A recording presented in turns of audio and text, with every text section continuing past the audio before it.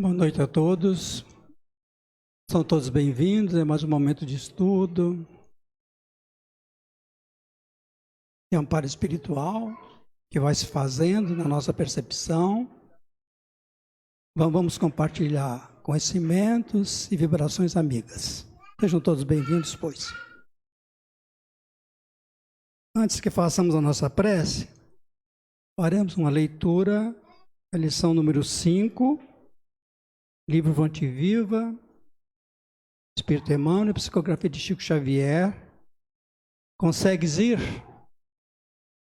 Vinde a mim. Jesus, Mateus 11, 28. O crente escuta o apelo do Mestre, anotando abençoadas consolações. O doutrinador repete-o para comunicar vibrações de conforto espiritual aos ouvintes. Todos ouvem as palavras do Cristo, as quais insistem para que a mente inquieta e o coração atormentado lhe procure um regaço refrigerante. Contudo, se é fácil ouvir e repetir o vinde a mim, do Senhor, quão difícil é ir para Ele? Aqui, as palavras do Mestre se derramam por vitalizante bálsamo. Entretanto, os laços da conveniência imediatista são demasiado fortes. Além, assinala-se o convite divino, entre promessa de renovação para a jornada redentora. Todavia, o cárcere do desânimo isola o espírito por meio de grades resistentes. Acolá, o chamamento do alto ameniza as penas da alma desiludida, mas é quase impraticável a libertação dos impedimentos construídos por pessoas e coisas, situações e interesses individuais aparentemente inadiáveis. Jesus, o nosso Salvador, estende-nos os braços amoráveis e compassivos. Com ele, a vida enriquecer-se-á de valores imperecíveis à sombra dos seus ensinamentos celestes. Seguiremos pelo trabalho santificante na direção da pátria universal. Todos os crentes registram-lhe o apelo consolador, mas raros se revelam suficientemente valorosos na fé para lhe buscarem a companhia. Em suma, é muito doce escutar o vinde a mim. Entretanto, para falar com verdade, já consegues ir?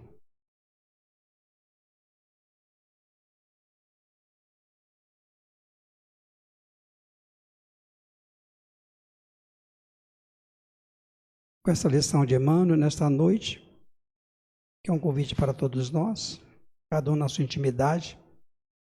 E agora busquemos o Mestre, o nosso Pai de misericórdia, quando apresentamos a nossa gratidão pelos momentos que ora passamos, pelas bênçãos do recomeço, após débitos consideráveis de outras existências, e quando se abre para nós a oportunidade do crescimento para mudar nas nossas veredas. Ampara no Senhor o coração, o entendimento, para que aproveitemos os ensinamentos que aqui serão ministrados, em nome deste amigo maior. Para a tua paz assim, iniciamos o trabalho nesta noite.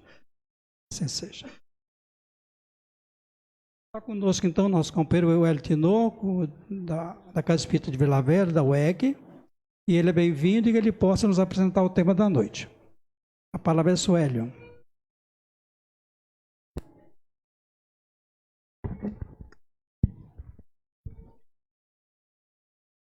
Queridos irmãos e irmãs, aqui do Centro Espírita Antônio Vicente de Paula, estava testando, os companheiros estavam atentos, hein? Aqueles que assistem a gente pela internet, pela transmissão do canal aí no Facebook, boa noite a todos nós. O tema que a gente vai trabalhar nessa noite, meus irmãos, é desapegar para não sofrer. E eu queria começar essa palestra trazendo uma estatística. Segundo o último censo do IBGE, realizado no ano de 2000, a gente vai ter 2010, o último censo, né? Teremos agora um censo a partir do segundo semestre de 2020, mas nós tivemos uma surpresa muito agradável.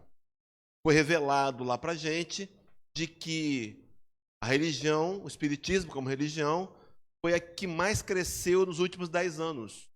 Então, entre o ano de 2000 e 2010, a religião que mais cresceu foi o espiritismo. E nós começamos a tentar pensar por que o espiritismo vem crescendo tanto. E algumas razões ficaram muito claras. A primeira delas, principal, talvez, seja com relação à organização. Nós hoje podemos enxergar frutos daquele projeto de unificação proposto por Bezerra de Menezes. Então, se você hoje for uma casa espírita, por exemplo, Belo Horizonte, ou se for no Amapá, ou no Rio Grande do Sul, a estrutura da reunião é muito igual, muito parecida. E isso traz uma credibilidade. Os estudos sistematizados ficaram unificados. Então, as mesmas matérias que aprendemos aqui, em Colatina, aprendemos em Vitória, em Vila Velha também, em todo o país. E isso trouxe uma coesão. E isso fortaleceu e ajudou as pessoas virem e conhecer o espiritismo. Uma outra questão também importante a ser pontuada foi o advento da internet. Então, as transmissões ao vivo, como essa casa está fazendo agora, atingem um número, sem número de pessoas. A gente não tem ideia de quantos possam assistir-nos agora pela internet, pela transmissão ao vivo, e depois pelo arquivo postado no Facebook. Muitos vão assistir. E aquele velho preconceito vai sendo vencido. Já comentei aqui quando eu tive há 2 anos atrás que eu venho de uma religião evangélica, eu era batista na minha adolescência, na minha juventude, e o que eu ouvia falar é que o espiritismo era coisa do diabo. Era isso que eu aprendi. Eu tinha até um certo receio de passar em frente à casa espírita. Não foi fácil entrar pela primeira vez. No entanto, hoje as pessoas acessam a internet, descobrem pela internet que não há o diabo, ele não está aqui, não veio. Na verdade, ele não existe, né? E abrem o coração e entendem que aqui falamos de Jesus, de amor, de caridade. E isso também facilitou com que as pessoas pudessem aderir ao espiritismo como religião. Mas a razão principal, na verdade, a terceira que eu quero pontuar, é a questão das respostas. Vivemos hoje um momento social onde nós queremos respostas. Eu me recordo de fazer perguntas aos pastores da minha igreja e eu ouvia algumas das respostas do tipo assim: esse assunto é da economia de Deus. Eu ficava sem saber a resposta, não tinha uma resposta lúcida. No entanto, o espiritismo, ele responde as grandes perguntas que a filosofia não conseguiu responder nos últimos 6.000 anos. Quem somos? Para onde viemos? Para onde vamos? Que passamos pelas dores que passamos? E responde isso com raciocínio, com uma forma lógica. E essa resposta convence. Na verdade, o espiritismo não tem a intenção de convencer ninguém. Mas se nós mergulharmos no estudo e tentarmos com certo cuidado entender a sua logística, a forma global com que ele apresenta as situações, a gente adere automaticamente. Então teria sido esse o motivo principal, a questão de racionalmente termos respostas que nos convencem da realidade. Por que eu estou introduzindo essa palestra, desapegar para não sofrer assim? E, meus irmãos, desapegar para não sofrer é uma verdade absoluta. Não tem meio termos. Ou você se desapega e não sofre, ou o contrário é verdadeiro. Ou você se mantém apegado e sofre. O que acontece é que a gente, não entendendo isso, como espíritos ainda em evolução, ainda imperfeitos, imaturos, a gente quer criar os meios termos. A gente pensa algumas vezes que pode se manter apegado e não vai sofrer. Ou então pensa que se desapegarmos, iremos sofrer. Então a proposta dessa palestra, dessa noite, vai ser a gente provar, através de um raciocínio baseado numa fala de Jesus, baseado em livros, em informações periféricas do espiritismo, de que inevitavelmente, se nós não estivermos apegados, a gente vai sofrer. Pode ser até, em um determinado momento, a gente ainda esteja no controle, mas haverá um momento inevitável e o apego nos fará sofrer profundamente. Então a nossa oração é que os benfeitores espirituais aqui da casa possam nos assistir. Porque nós temos um estudo preparado, mas os corações presentes aqui, encarnados e desencarnados, precisam ouvir mensagens específicas. E a nossa oração é que esses companheiros possam encontrar em mim as possibilidades de me transformar no mensageiro do Cristo, para que a gente saia daqui convencidos de que precisamos desapegar, e mais que isso, levando consolo, levando paz, levando a esperança de que, se com trabalho e determinação, nós podemos avançar, sim, na escalada espiritual. Então, que esses invisíveis falem aos nossos corações. Para começar, então, a trabalhar, meus irmãos, essa ideia de apego. O que é apego? Eu fui até o dicionário. Hoje pela manhã falava aqui em Colatina, na Sociedade Colatinense, e me reportei a esse fato. O dicionário nem sempre tem a resposta, nem sempre tem o conceito correto ou completo. Mas ele é um bom ponto de partida. E aqui a gente vai compreender que ele vai definir apego em 3 níveis. O primeiro nível diz assim, que apego é um sentimento de afeição, de simpatia por alguém ou por alguma coisa. Meus irmãos, então até aqui apego é algo bom. Nós viemos desse planeta para desenvolver sentimentos. A gente veio aqui para aprender a amar, para trabalhar a afetividade. Confunde até o conceito com afeto. Afeto é bom. No entanto, no segundo momento, além de tentar conceituar, diz o dicionário que apego é uma ligação afetiva que se estabelece com alguém, com alguma coisa. Continua sendo sinônimo de afeto, e afeto é algo bom. Então, até esse momento, apego parece ser algo bom, positivo. No entanto, é só um terceiro nível de conceitos que vai dizer o dicionário que apego é uma dedicação permanente e exagerada a alguém ou a alguma coisa. Meus irmãos, está aqui o problema. A questão da dedicação exagerada, permanente, por alguém ou por alguma coisa. É esse tipo de sentimento que produz na gente algo chamado sentimento de posse, que infelizmente todos nós temos. E reafirmamos quando dizemos assim, o meu telefone celular, a minha esposa, olha, a minha casa espírita, quando na verdade nada nos pertence. Nós não temos nada. Somos espíritos imortais, passando pela experiência humana, e Deus nos oportuniza ser mordomos, tomar conta de algo material. Não nos pertence. Mas quando eu não tenho esse conhecimento espírita e evangélico, eu acabo declinando para essa questão da posse.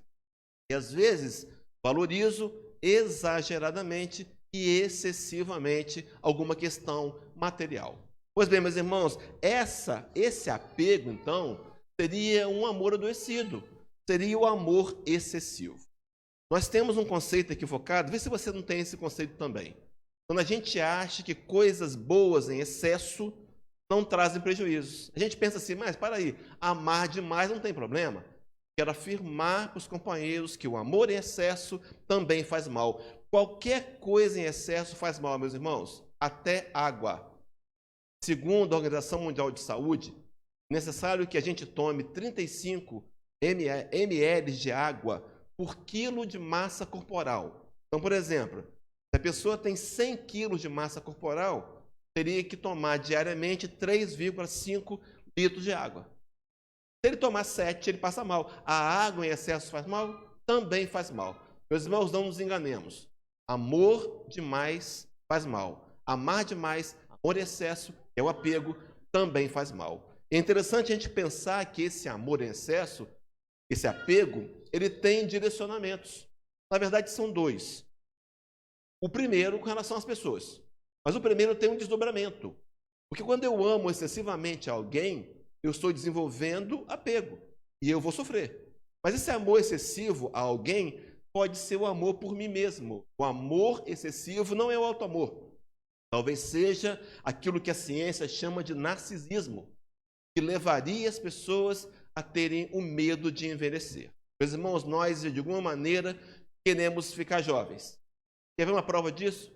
A indústria que mais cresceu no mundo nos últimos 6 anos foi a indústria dos cosméticos.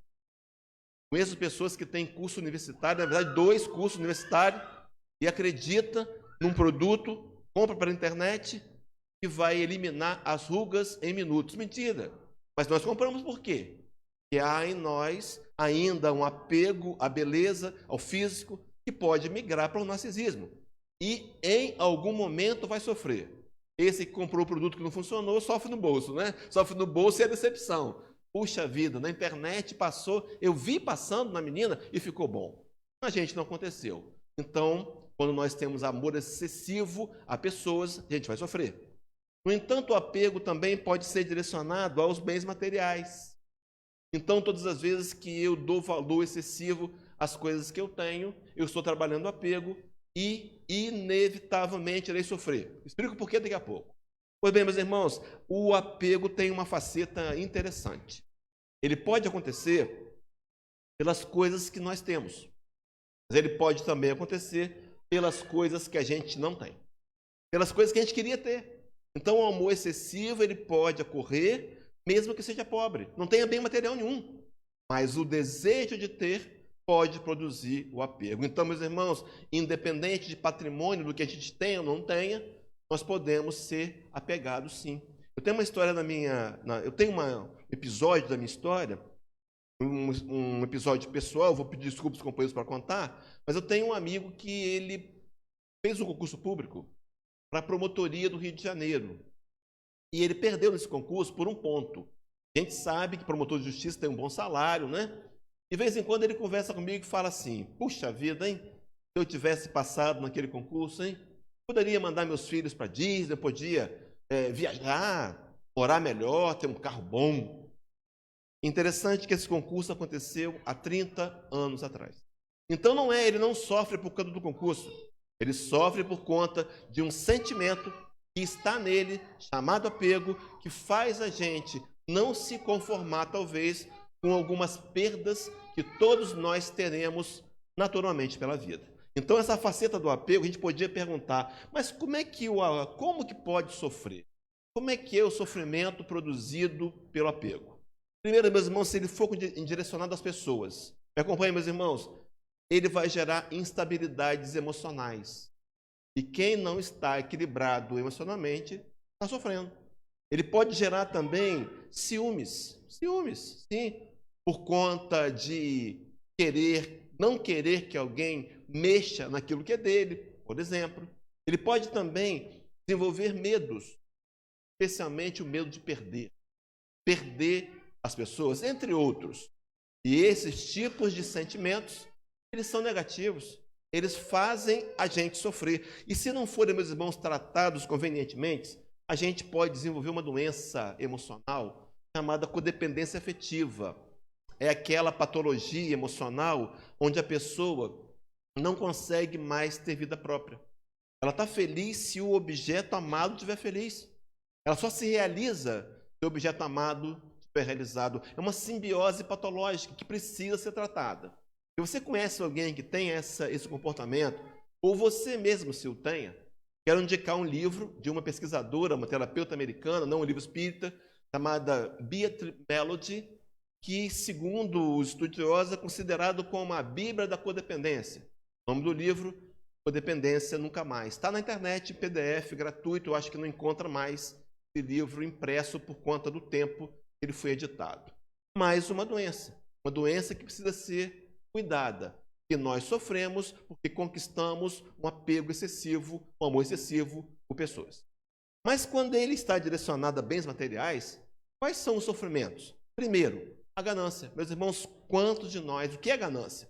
A ganância não é o sentimento linkado à lei de progresso, não é aquela vontade de evoluir, não é uma aspiração de conquistar algo mais. Mas a ganância é quando eu quero o que é do outro, quando eu aceito burlar regras, passar por cima da ética. Não é a ambição saudável, é a ganância. E, inevitavelmente, vai nos levar ao sofrimento. Também sentimentos como inveja, medo de perder, a avareza. Meus irmãos, quem não conhece um avarento, a pessoa pode comer bem e não come. Por que será? Porque ele tem um sentimento doentio. O prazer dele não é ter o dinheiro. Ele não vai usar. O prazer dele é entrar na internet de manhã e ver o saldo, né? A alegria de ver que tem, nem sabe por quê. Talvez para nunca usar. Mas esses sentimentos, todas essas reações, levam as pessoas a sofrer. Aí a pergunta básica, sofre por quê? Porque, meus irmãos, a resposta é simples. Pessoas e bens materiais são perecíveis. Nós sabemos que tudo que nós temos e todos os relacionamentos que nós temos irão um dia terminar. É assim que é. Ou vai haver uma separação conjugal, ou vai haver um divórcio, ou vai haver uma morte de alguém, e as coisas que nós temos materialmente ficam velhas, perdem valor, perdem o sentido. Então nós começamos a fazer algo já sabendo que vamos perder. Porque tudo que é material, seja bens ou pessoas, são perecíveis e vão um dia terminar. Meus irmãos, aí a pergunta é, como é que nós podemos fazer para dominar esse apego? Porque, na verdade, o apego é uma resposta emocional do materialismo. Só é apegado quem é materialista. E na base do materialismo está o egoísmo. Então, de antemão, se eu quiser, de alguma maneira, começar a combater o apego, eu preciso entender que eu preciso trabalhar contra o egoísmo. Vencer o egoísmo que está em mim. Mais para frente da palestra eu vou trabalhar pontualmente isso. Mas o que acontece, meus irmãos? Infelizmente, a maioria de nós é apegado. A maioria de nós sofre de apego. Você tem dúvida disso?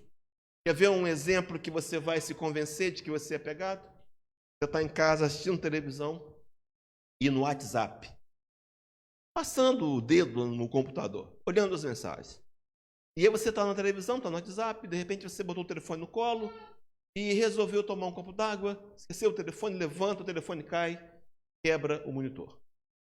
3 a 4 dias de depressão, um processo de autoacusação. Meu Deus, como foi que eu deixei isso acontecer?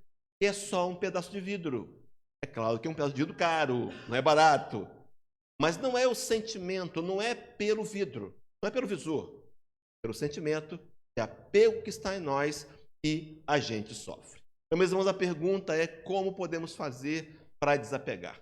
Vou apresentar aqui uma dinâmica de ideias pautadas no Evangelho de Jesus, claro, ele que é o nosso modelo, o nosso exemplo, para que a gente possa, compreendendo o que fazer, nos desafiar a fazer. Não viemos aqui apenas para ter um entendimento intelectual. Não faz sentido. A gente veio para aqui para entender, ter esse entendimento, ter a coragem de usar desse conhecimento para tentar nos transformar em pessoas menos apegadas, consequentemente sofrer menos. Tudo bem, meus irmãos, até aqui? Todos me seguem? Estou falando muito rápido, tá bom esse ritmo? Tá bom esse ritmo? Vamos lá então, meus irmãos. Para começar então a parte teórica, eu trouxe uma frase de um autor desconhecido, uma frase muito conhecida que diz assim: deixe o cavalo solto. Se voltar, ele é seu. Se não voltar, nunca lhe pertence.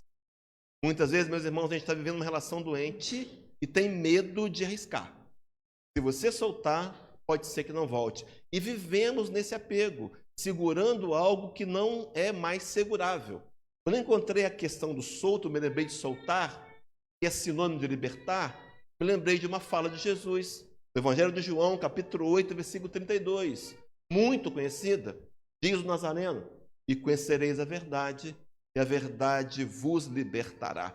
Teriam vários sentidos aqui, e interpretar esse versículo, mas eu queria fixar na ideia de que desconhecimento, de ignorância, que é sinônimo de trevas e desconhecimento, talvez seja o grande motivo do Cristo nos dizer que o dia que tivermos o conhecimento, conhecermos a verdade, seremos libertos.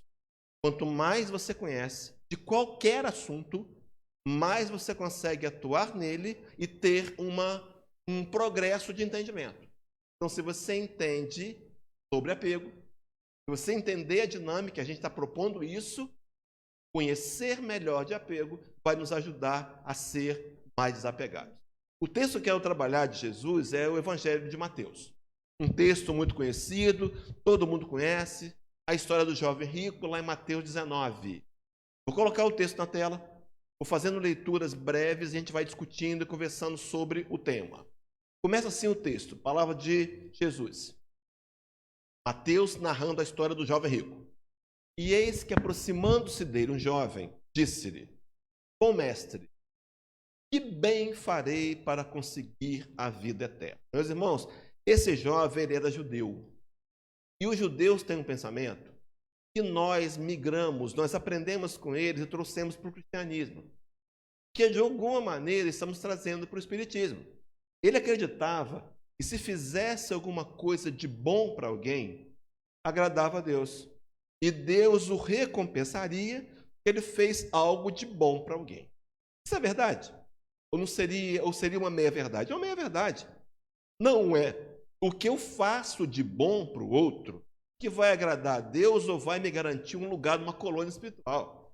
A verdade é o que tipo de sentimento eu construo com aquilo que eu faço para o outro. Então é esse sentimento que vai definir o meu melhoramento moral, o meu futuro espiritual, e não simplesmente uma troca, senão seria algo trocado. Eu entrego para Deus e recebo de Deus, não é bem assim?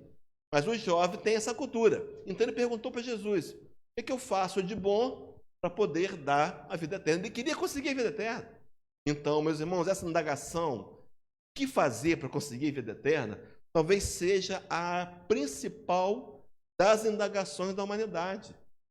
Temos hoje um momento social, momento mundial, as pessoas estão preocupadas, é um traço natural da nova era. As pessoas estão preocupadas com o lado espiritual. Nós temos visto, não é só o espiritismo que cresceu, não. As igrejas vêm crescendo, por estarem mais organizadas.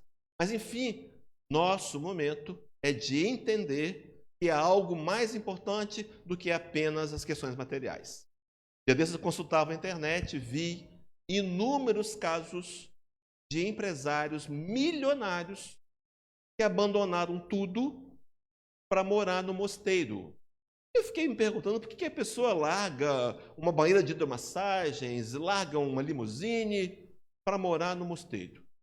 Porque ele está compreendendo, paz vale mais que dinheiro, que o bem-estar do coração vale mais do que coisas materiais. Mas a igreja, a ideia da religião, então, há esse convite da gente buscar as coisas do interior, as coisas do sentimento. Interessante que essa pergunta tem a ver com uma necessidade que todos nós temos de estar próximos de Deus.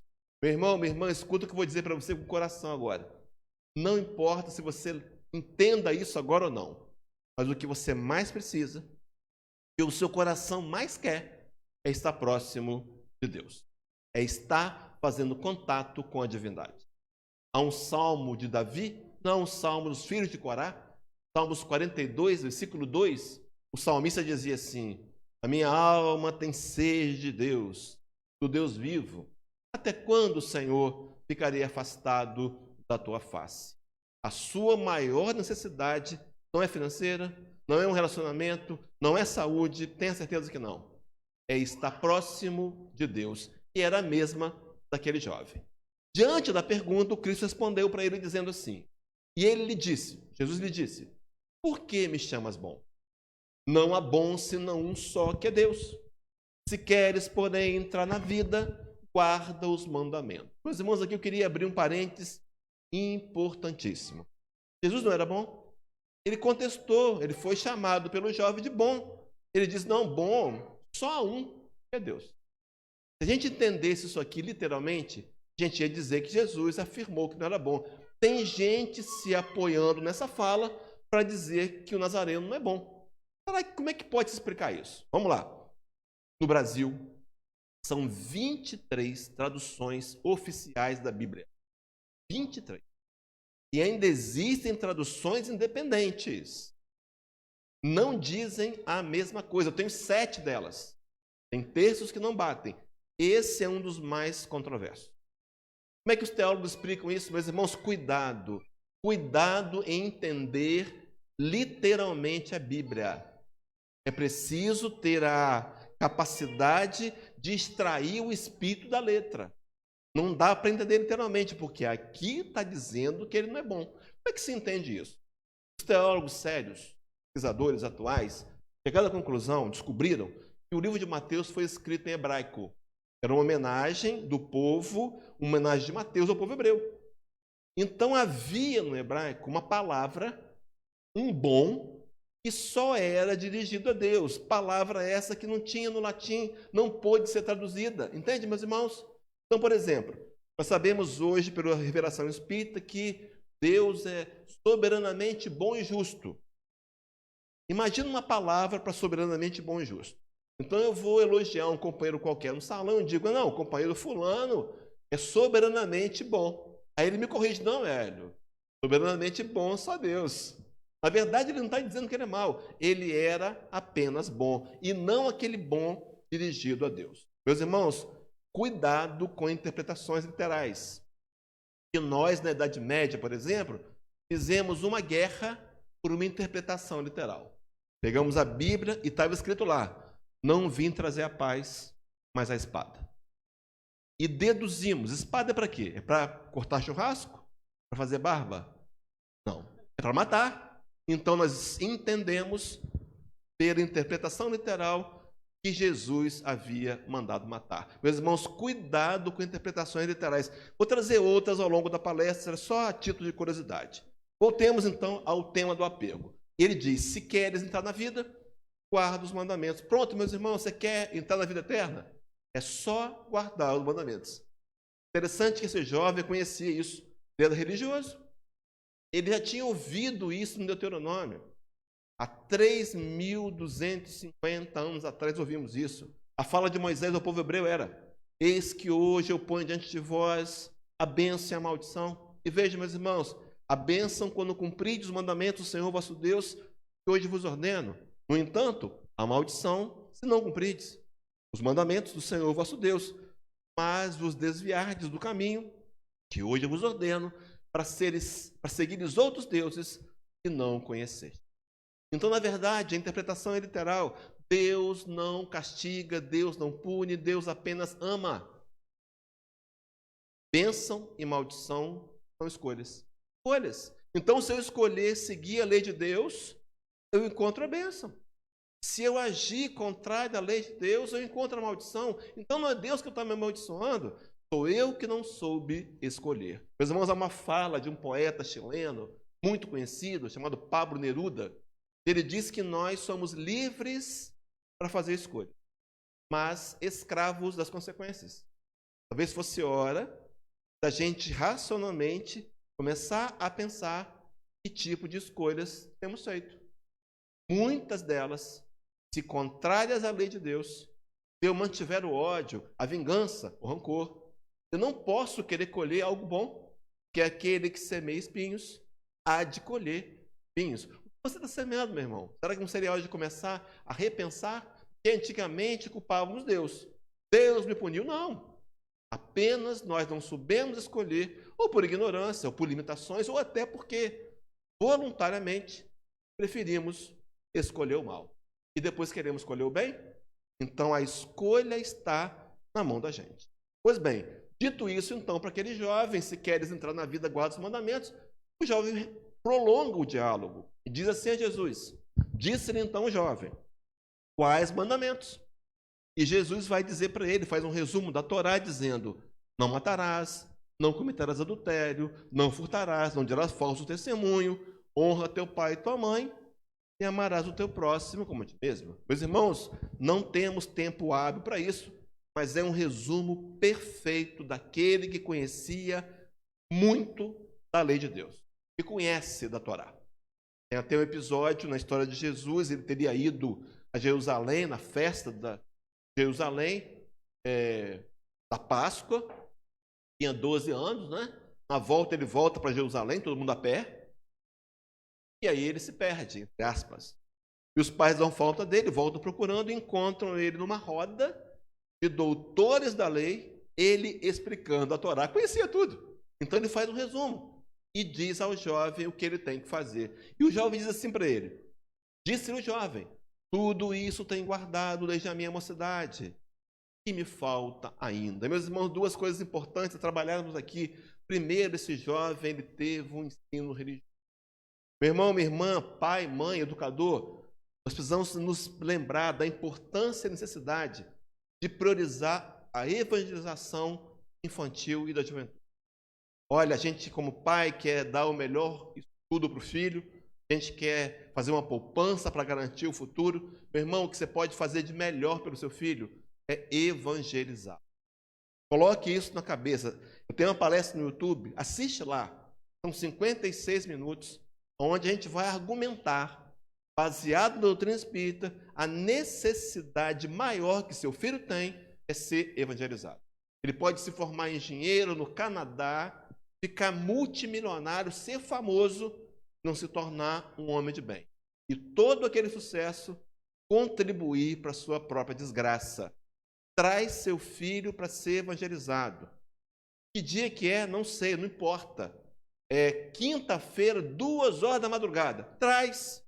Ah, mas traz. Vai ser o melhor patrimônio que você vai deixar para o seu filho. Hoje é paralelo com a reunião, né? Paralelo com a reunião, olha que coisa inteligente. Você vem, assiste a palestra e seu filho está lá sendo evangelizado.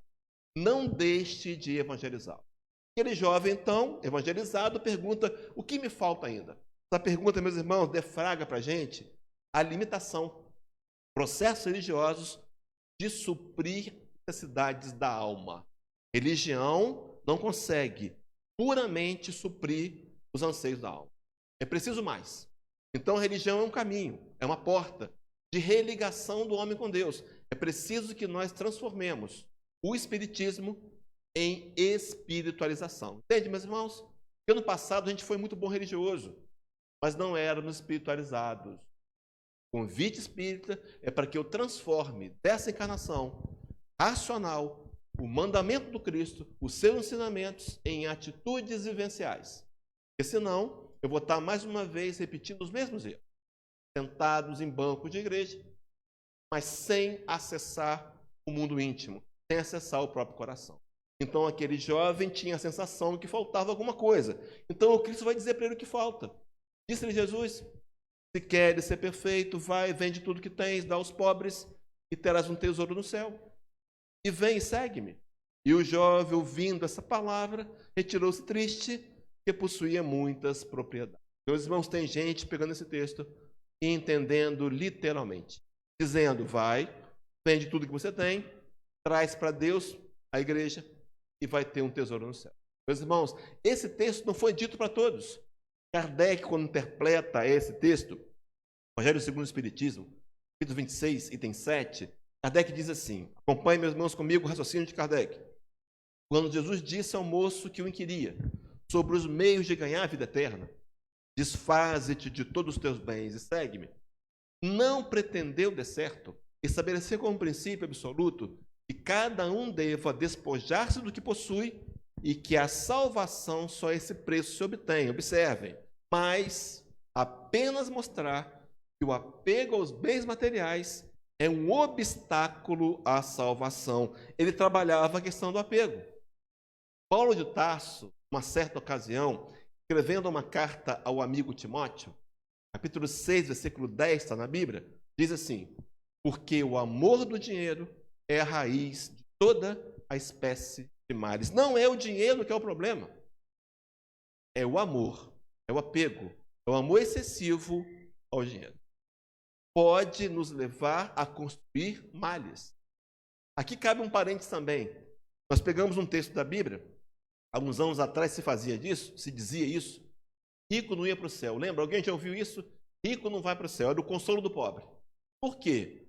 Porque o texto dizia: é mais fácil passar um camelo pelo buraco de uma agulha do que entrar um rico no reino de Deus. Meus irmãos, se for um camelo e uma agulha, não é difícil, não, é impossível.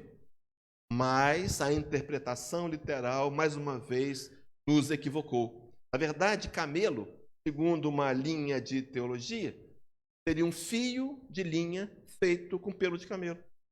E era difícil passar no buraco da agulha. Meu irmão rico vai para o céu também. Não importa o que você tem, não importa. O que importa é o que você faz com o que você tem, que tipo de sentimento que você tem de construir. Uma outra versão da interpretação teológica diz que buraco de agulha é de uma fenda no muro de Jerusalém, onde os mercadores que não queriam pagar impostos, já tinha naquela época, tinham que passar com camelo. Era difícil, cheio de balaios, tapetes, caía o cabelo, caía o camelo, caía o balaio, mas passava. Meu irmão, minha irmã, não importa quanto você tem, importa o que você faz com o que você tem. Que sentimento isso está te produzindo? Tudo bem até aqui? Só que Paulo completa dizendo assim a Timóteo: e nessa cobiça muitos se desviaram da fé, se transpassaram mesmos com muitas dores. Quanto mais consciência eu tenho que eu sou espiritual, que preciso viver no mundo das matérias como espírito e não o faço voluntariamente, eu vou trazer para mim mesmo extremas dores. Transpassaram por muitas dores. Então, meu irmão, minha irmã, nível de consciência. Preciso atuar na vida como se eu fosse um espírito mortal, mesmo no momento material. Entende, queridos, até aqui? Podemos seguir? Pois bem, então Kardec prolonga, completa o raciocínio, dizendo assim, aquele moço, com efeito, se julgava muito kit, jogava kit e observava certos mandamentos. No entanto, recusava-se a ideia de abandonar os bens de que era dono. Olha só, seu desejo de obter a vida eterna não ia até o extremo de adquiri-la com sacrifício. O que Jesus lhe propunha era uma prova decisiva, destinada a pôr a nu o fundo do seu pensamento. Era uma prova para ele poder enxergar o apego que estava em si próprio, para ele poder tentar se vencer. Entende, meus irmãos? Não para todos. Olha o complemento.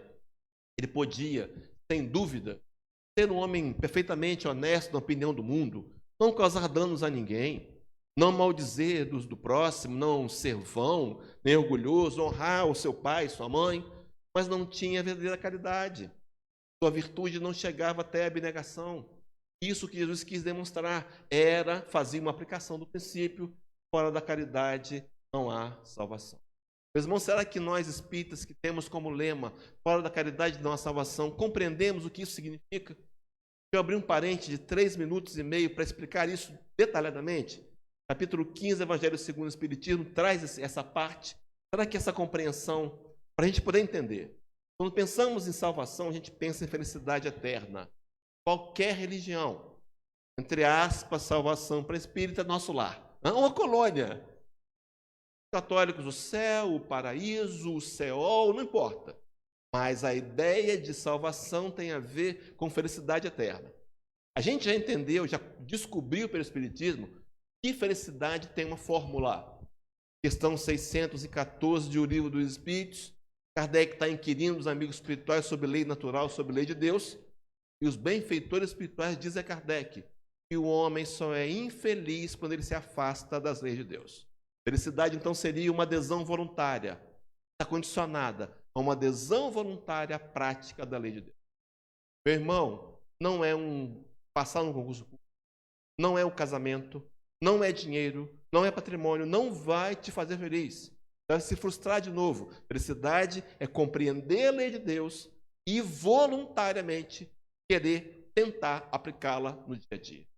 Único caminho para a felicidade. E há uma questão no Livro dos Espíritos, 648, onde Kardec ouve dos espíritos superiores que a lei maior é a lei de justiça, de amor e caridade. Vou fazer um link. Ele fala dessa lei de amor e caridade. Então a caridade seria a salvação? Vamos entender que não. Porque, na verdade, o que ele está falando, ele faz um link com Paulo de Tarso, capítulo 6 do livro de Gálatas, versículo 2, Paulo escreve assim: levai as cargas uns dos outros e assim cumprireis a lei de Cristo. Que lei de Cristo é esse que ele está falando? A lei de amor. A lei de João 15, 12. O meu mandamento é este: que vos ameis uns aos outros, assim como eu vos amei. Então, cumprir essa lei é levar a carga do meu irmão. Isso não é caridade, meus irmãos? Então, na verdade, quem salva é o amor. O amor que salva. Mas ele é desenvolvido e construído pela caridade. Nós podemos escolher amar. Sentir amor é um resultado. Agora, fazer a caridade é uma escolha. Podemos não querer fazer a caridade, não ser caridosos e fazer a caridade. Podemos não ser bondosos e fazer o bem. E à medida que fazemos o bem, desenvolvemos o sentimento da caridade e do amor. Me acompanham até aqui, meus irmãos? Evangelho segundo o Espiritismo, capítulo 11, item 4, diz assim, falando de caridade. Olha que interessante, meus irmãos. Amar ao próximo como a si mesmo, fazer pelos outros o que quereríamos que os outros fizessem por nós, é a expressão mais completa da caridade. Então, a cesta básica, o alimento que eu trago para ajudar, o amparo material, não é esse o conceito de caridade. Caridade, quando eu faço pelo outro como gostaria que fizesse por mim, quando eu amo o próximo como eu me amo. Entende, meus irmãos? É algo além do material. Será que nós temos sido caridosos? Eu tenho feito pelo outro que eu gostaria que fizesse por mim? Responda para você honestamente. Nós temos amado ao próximo como gostaríamos como nós nos amamos? É isso que resume. Ele está dizendo, é a expressão mais completa da caridade. E diz por quê? Porque resume todos os deveres do homem para com o seu próximo. E completa dizendo, a prática dessas máximas tende à destruição do egoísmo. O egoísmo que está na base do materialismo e produz o apego. Então, se eu trabalhar via caridade, preocupado em dividir aquilo que eu tenho, de socorrer o necessitado, trabalhar na caridade material, tentando dar para ele o que eu gostaria que desse para mim, eu estou, ao mesmo tempo, vencendo o egoísmo e trabalhando para vencer o apego. Tudo certo, meus irmãos? Me compreenderam até aqui? Olha como é que ele fecha. Quando adotarem para a regra de conduta e para a base de suas instituições, os homens compreenderão a verdadeira fraternidade, farão que entre eles reine a paz e a justiça. Então, a paz e a justiça vai acontecer quando a gente desenvolver fraternidade. E fraternidade é o sentimento de nos sentirmos, de nos percebermos irmãos uns dos outros. Meus irmãos, se isso, o dia que isso acontecer, nós vamos acabar com alguns problemas cruciais da humanidade. Por exemplo, a fome. Está provado que não faltam alimentos. Um grupo de pesquisadores coletou amostragens de lixos das principais capitais do mundo e chegou a uma triste conclusão. 1/3 do lixo produzido pela humanidade é alimento desperdiçado. É claro que eles incluem casca de alimentos, casca de ovos. Fizeram uma equação matemática e concluíram que as toneladas de alimentos que vão para o lixo hoje, e de alguma maneira nós contribuímos, matariam a fome de todos os famintos do planeta. Não é comida que falta. Está faltando fraternidade, amor ao próximo, caridade. Está faltando o desejo sincero de fazer tão somente a parte que nos...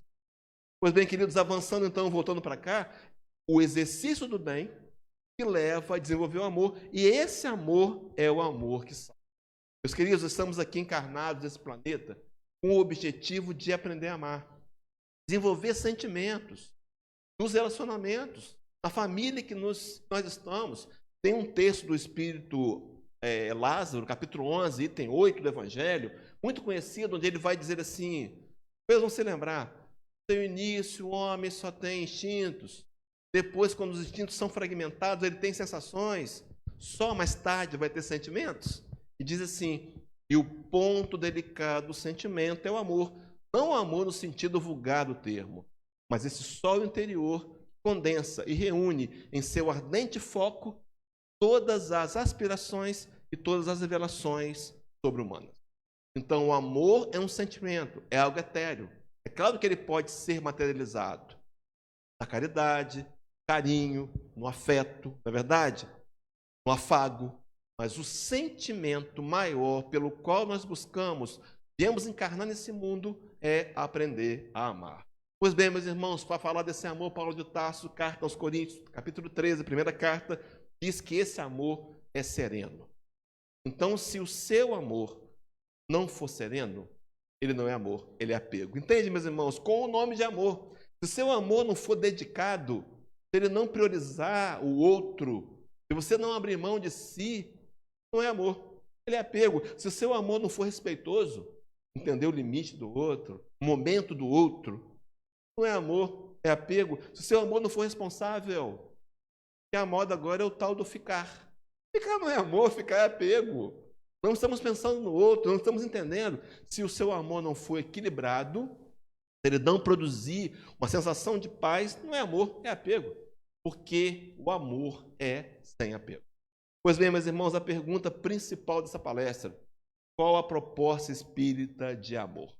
Sabe qual é? É a proposta do amor de Jesus. Qual é o amor de Jesus? É o amor sacrificial. João, capítulo 15, versículo 13, palavra de Jesus dizendo, ninguém tem maior amor do que este, de dar a alguém a própria vida em favor dos seus amigos. Interessante que, meus irmãos, que a gente também fez interpretações. Os pesos vão se lembrar de uma doutrina teológica chamada salvacionismo, que diz que Jesus morreu no nosso lugar na cruz, e o simples fato de aceitar esse sacrifício, a gente está salvo, já leram, já ouviram isso? Pegamos esse texto, juntamos a outros periféricos e desenvolvemos uma doutrina equivocada. Não faz tanto tempo assim, nós vimos na internet um grupo de pastores evangélicos, políticos, fazendo uma oração, ficou conhecida como oração da propina, agradecendo a Deus a propina. São homens sinceros, se sentem salvos, porque acreditam numa doutrina que não é verdadeira. Agora observe, meus irmãos, é isso que está escrito aqui? Ele está dizendo que o Cristo, dar a alguém a própria vida, não significa morrer, entende? Dar a vida não é morrer. Dar a vida é me gastar pelo outro, é caridade. Quando eu abro mão de dormir no domingo à tarde para ir no hospital fazer uma visita. É quando eu abro mão de haveres financeiros para poder ajudar alguém. Entende, meus irmãos?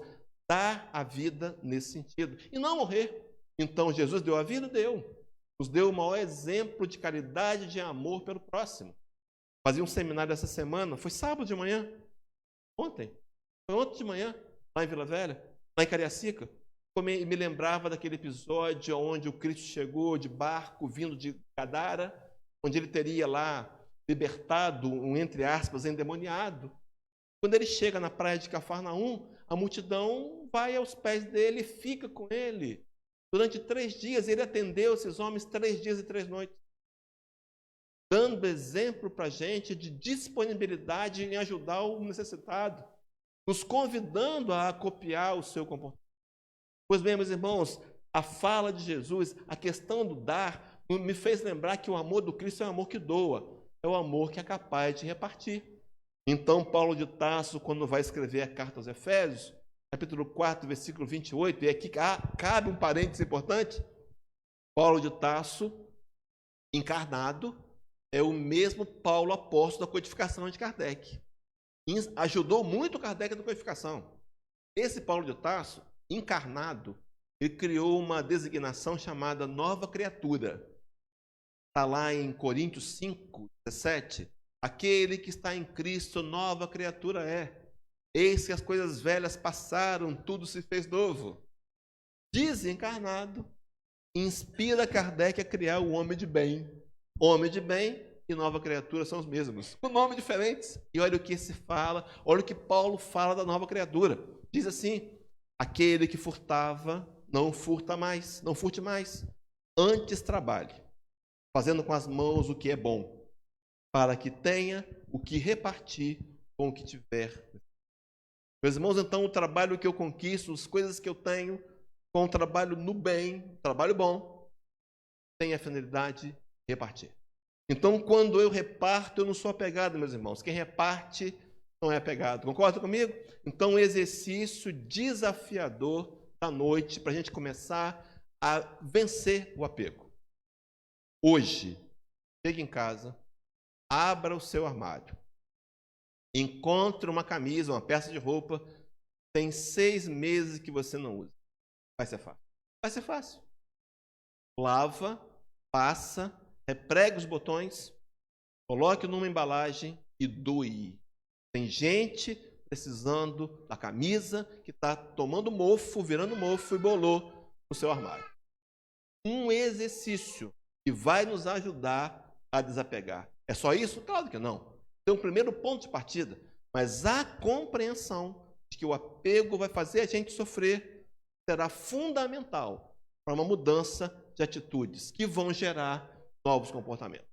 Tudo certo, meus irmãos? Para terminar, eu vou trazer 3 conceitos de como o Espiritismo pode ajudar a gente a desapegar para não sofrer. Primeiro, nos fazendo entender como conviver bem com as coisas que possuímos. Meu irmão, minha irmã, você quer ficar feliz? É só você lembrar do que você tem. Quer ficar infeliz? Lembra o que está faltando. É fácil ficar infeliz, é só lembrar o que está faltando. Valorize o que tem. Comece a agradecer as coisas que você tem. Porque o sofrimento, a tristeza, nasce quando eu foco nas coisas que estão faltando.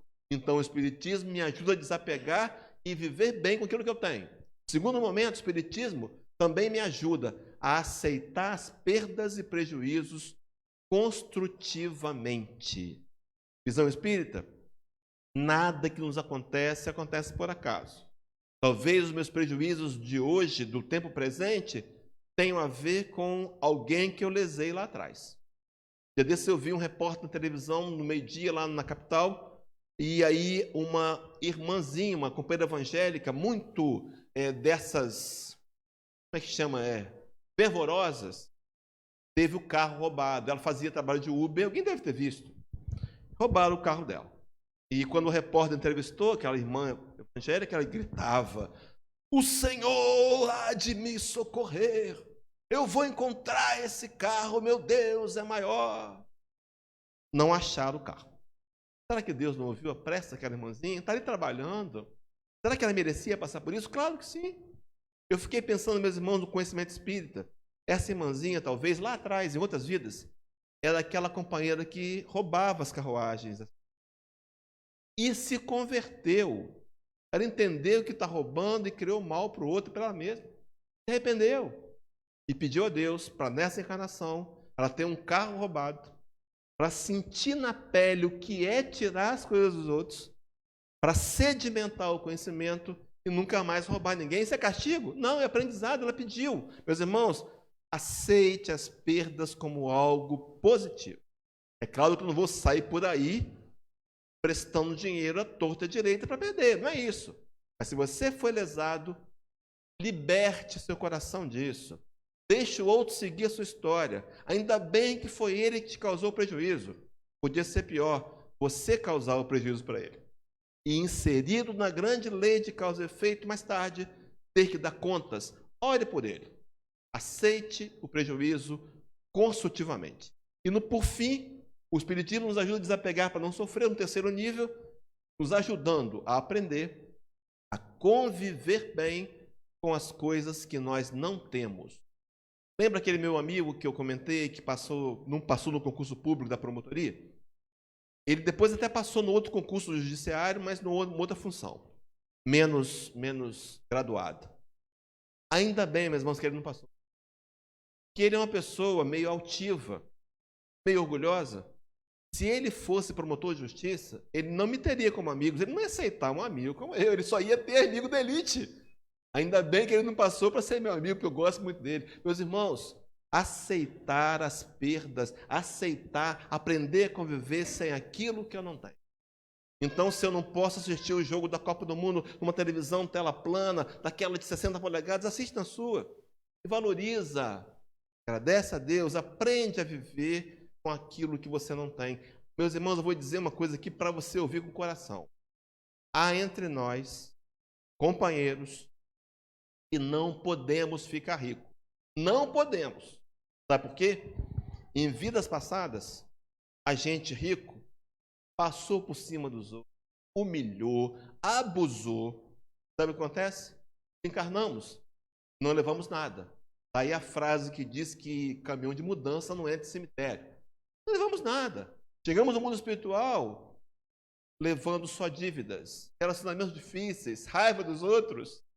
E compreendemos isso, e agora pedimos: Senhor, deixa eu vir pobre, deixa eu vir com aquele contra-cheque pequenininho, e agora vem até pelo WhatsApp, nem imprime mais, né? É uma linha só pelo WhatsApp.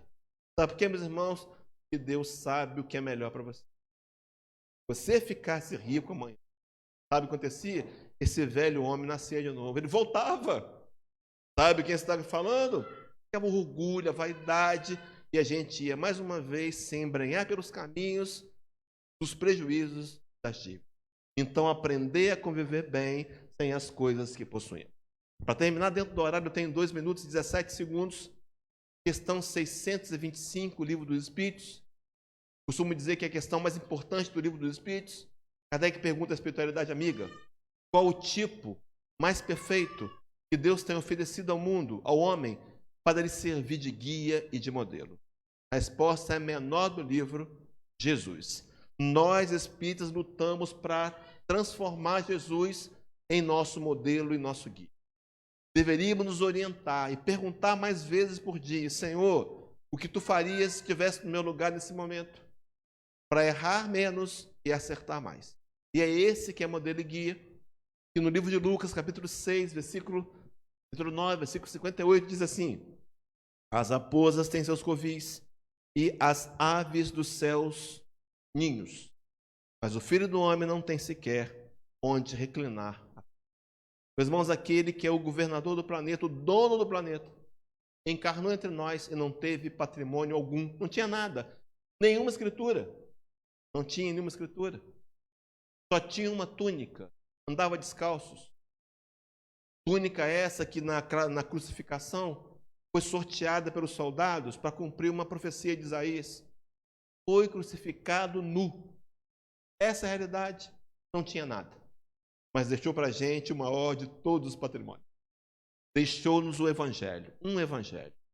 E se nós conseguirmos, com dedicação, compreendê-lo, e vai exigir trabalho, esforço, pesquisa, participação do estudo da casa, frequência às reuniões doutrinárias, se nós compreendermos o Evangelho, tivermos a coragem de aplicá-lo no nosso dia a dia, vamos encontrar a melhor de todas as aquisições: paz, a serenidade, o equilíbrio, a harmonia interna, a felicidade.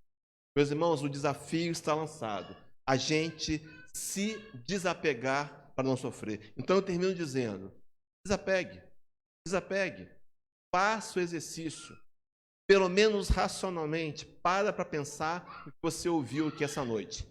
E o desafio é chegarmos em casa e transformar o que estamos ouvindo aqui em atitude. Vou terminar com um versículo de Tiago, capítulo 1 da carta que ele escreveu, versículo 22. Nos convidando a deixar de ser apenas ouvintes da palavra, para nos tornarmos praticantes dela. Que possa o Cristo nos abençoar a todos, encarnados e desencarnados, e nos auxiliar nas escolhas que faremos de hoje em diante. Paz a todos nós. Deus abençoe.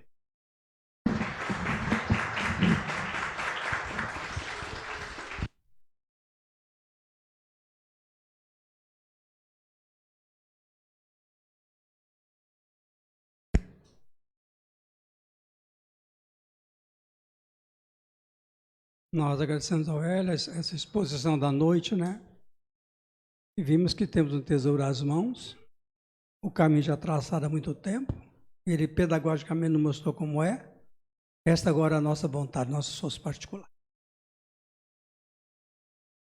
Agora endereçamos nossos pensamentos ao Pai, renovando os nossos protestos de gratidão por esses momentos, por essas expressões de amor do mundo maior, ensinamentos definitivos do Cristo para toda a humanidade, pela presença dos Espíritos amigos que nos amparam nestes momentos, estende a assistência a todos os presentes e com certeza também a desencarnados. E agradecer ao Mestre Maior pelas lições que nos trouxe há tanto tempo e continua o seu conselho, o seu chamamento há muito tempo. Vinde a mim todos vós. Obrigado, Senhor. Que a tua paz nos acompanhe agora e sempre. Assim seja. Então, nosso trabalho está encerrado, o passe é coletivo e teremos à disposição, como de costume, o lanche. E boa semana para todos. Obrigado ao Hélio pela presença e a sua companheira, que faça uma boa viagem e que nos encontremos em outra oportunidade.